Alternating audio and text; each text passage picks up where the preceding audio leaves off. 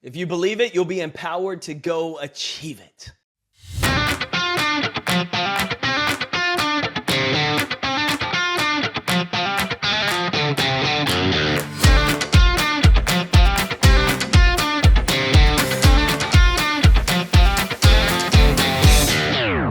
Good morning, competitor. Jake here, your Chief Encouragement Officer. I'm glad you're here. I'm excited to kick off a brand new week with you as we kick off a fresh episode of the Compete Everyday podcast. Hey, a couple of things coming down the pipeline right now. Hey, we're 2 weeks away from the Strive to Impact Conference. That means if you're within driving distance of Texas, I want to encourage you to grab one of the few remaining seats and join us in Frisco for this Friday full day conference on mental performance, leadership performance, and most of all, connecting with other high performers. You can find out more and grab your ticket at strive2impact.com. That's strive2impact.com. And if you're listening to this and you're not within driving distance, you've already got something booked, you've got plans for the day, you can't make it, heck, maybe you're doing trick-or-treating from all Thursday night into Friday night, here's what I got for you. We are getting ready to release the virtual ticket. So you'll have an opportunity to watch some of the keynote sessions from myself, from Carrie Wilkerson, from Hannah Pryor, and from James Leith. You will miss out on the engagement that day, the dinner that night, all of the relationship building, but you're still going to have an opportunity to learn how to build your mindset, how to increase your leadership influence, and how to go make a bigger impact, whether we're talking about in your home, in the office, or in your community. And so if you're unable to join us, I want you to check out the show notes below. I want you to click that link and grab your virtual ticket. You'll have access to the recordings of the live session so that you can still continue to invest in yourself and learn how you can make a bigger impact. So to grab your virtual ticket, click the link here in the show notes or head to strive2impact.com, grab your virtual ticket. They're only going to be available for a limited time, and you'll get full access after the conference to the recordings of our live keynote sessions so that you can continue learning and improving how you compete every day. Now listen, we know the stories we tell ourselves influence how we show up. If we believe we have the ability to improve, we'll start acting accordingly. What I think happens to most of us in life is as we get older, we fail to realize what potential we still have. We get really comfortable going through the motions. We stop believing that we can grow and change. We are a tiger and we cannot change our stripes because this is how we've always been, or this is how I've been for the last 20 and 30 years. And when you believe that, right? When you believe there's not an opportunity to develop a new skill, when you believe there's not an opportunity to change who you are, you're going to essentially admit defeat. You're going to start to go through the motions. You're going to stop competing every day because what's the point? There's no point. There's no reason I should put forth the effort to change if I really can't change. I'm stuck. This is how I am. This all goes back to Carol Dweck's work on fixed mindset and growth mindset.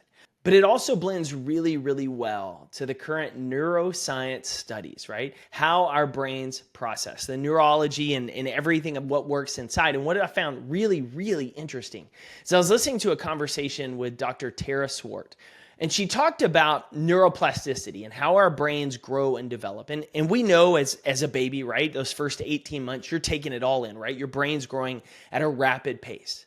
And then in your youth and teens, really up until around the age of 25, neuroplasticity is happening easily and often, which means your brain is learning and growing, right? You're learning and growing new things immediately. We know that children who start learning different languages before the age of 5 have the ability to comprehend and speak those languages much better than probably you and I sitting in a high school or college Spanish class could ever pick up, right? The sooner you start learning it, the better it is.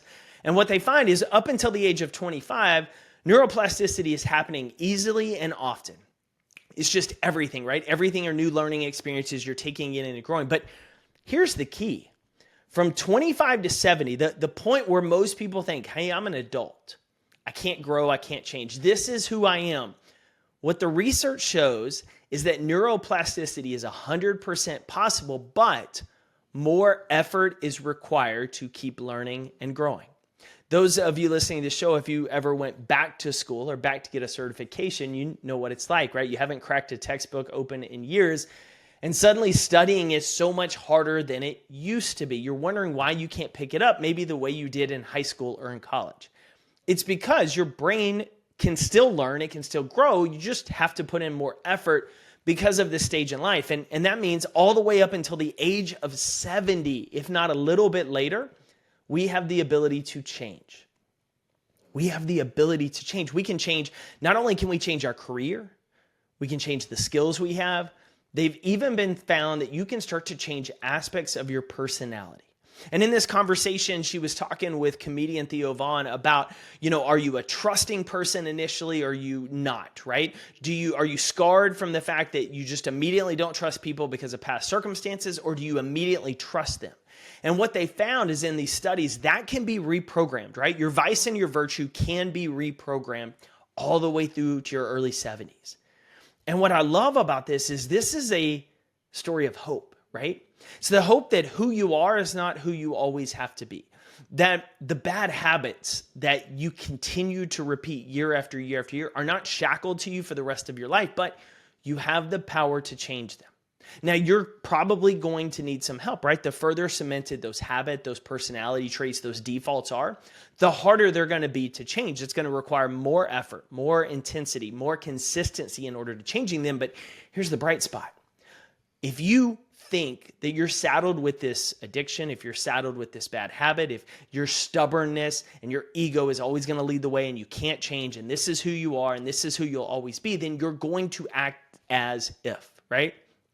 Whatever you believe, you act as if. And so that means you're not going to put forth the effort to change. You're going to dismiss any signs of growth because you're immediately going to be looking for that confirmation bias that, oh, this is just who I am. I haven't changed. I haven't grown. And so what's the point? But if you believe you can grow, if you can believe you can learn, if you believe you can change, you're going to act as if, which means you're going to start trying new things, which means you're going to get help in building new habits, which means you're going to start looking for opportunities to grow and improve because who you are is not who you always have to be. Who you were then is not determining who you have to be tomorrow. Your choice is today too. Now, the further ingrained we are in certain habits, personality, the harder it's going to be to change, but hard doesn't mean impossible. It just might require that we get outside help, right? We have a coach. We have a therapist. We have somebody outside who's helping us continue to grow and short circuit the negative for what we want in the positive. It's one of the joys I love about coaching and the opportunity to work with some incredible people over the years is who they were at the beginning is not who they were when we finished our sessions and our trainings together because they grew, they developed at any age, right? They went from incredibly unorganized to really building a system that allowed them to grow and move forward, right? They went from distracted to, hey, I can be better about focusing on the right things. Hey, I don't know how to lead. I've never been trained. It's not my skill set. I'm just not a natural born leader to, hey, I'm making an impact coaching and developing my people. This is the beauty of it, right? Because from 25 to 70, we still have the opportunity to grow and develop. You're not stopped growing. You haven't stopped growing because you're, quote, an adult now. But that's what most people think. And because most people think that, they believe that, they tell themselves that story, they don't put in the effort to grow and improve and change. They become content to go through life and they settle into the masses of average and then wonder why they don't achieve things like other people. They use the side remarks of, must be nice. I'm just not as talented as so-and-so. Everybody else is just luckier than I am. And by saying all those things, they remove the agency and ownership they have of their actions in their life and the power to change their life. And so my encouragement for you today is if you're 26, if you're 45, if you're 69, you have the ability to grow and learn. And I think you understand that because you're here listening to the show looking for tips to improve. But I want you to fully understand what the science says. You can learn and grow and change your personality, your skill set, where you go in your career, how you handle and manage your relationships, what your life looks like. It's going to take more effort the closer you are to 70 than you are 26, but here's the deal, it can be done. And when you realize it can be done and you believe it can be done, you're going to act accordingly. And so understand you have the power to change your career, but more importantly, you have the power to change your life and who you are tomorrow by making choices today.